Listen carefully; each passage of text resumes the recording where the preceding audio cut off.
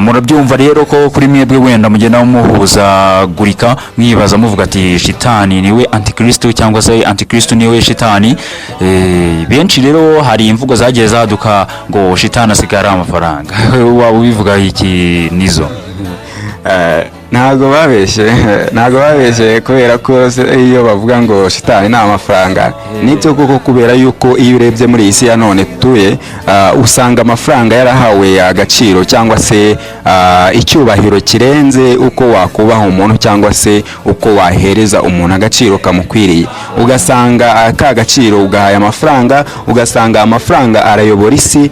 Kano kanya tuvugana nuko ari amafaranga arimo gukorwa, nuko ari amafaranga arimo gukoreshwa hano hanze. Ni hahandi uzareba ugasanga ibintu birimo biratera imbere cyane. Umujyi utuye ugasanga waba usohotsemo gatoya waza ugarukamo ugasanga inyubako ibiki byose byarahindutse. Ibyo byose nta kindi kibikoresha usibye amafaranga. Amafaranga burya twese kuri iyi si nzima nta muntu yize mbona ubaho udashaka amafaranga cyangwa se utayakunda, kuko nta n'uwo wari wabona afashe amafaranga ngo ayajugunye, wenda ari kugenda mu modoka ubona arayafasha arayajugunye, ntibishoboka. Ariko rero wenda benshi bagenda babihuza. Antikristo yaba ahuriye he na Illuminati tujya twumva? Yego Benso, urakoze kuba ushyizemo ako kantu ka Illuminati.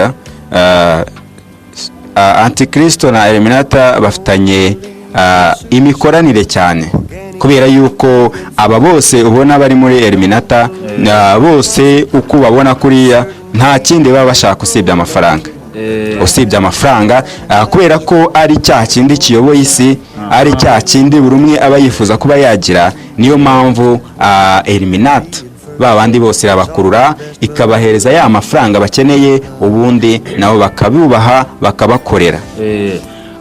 Bivuze rero ngo bano tujya twumva wenda ngo bagiye gushakisha amafaranga. Hari abavuga ngo bagiye kwashakisha amafaranga bagiye kuzimu, baba banyura kuri Antikristo cyangwa se baba banyura kuri shitani, wenda Antikristo akaba ari we mukuru kuri shitani. Urakoze.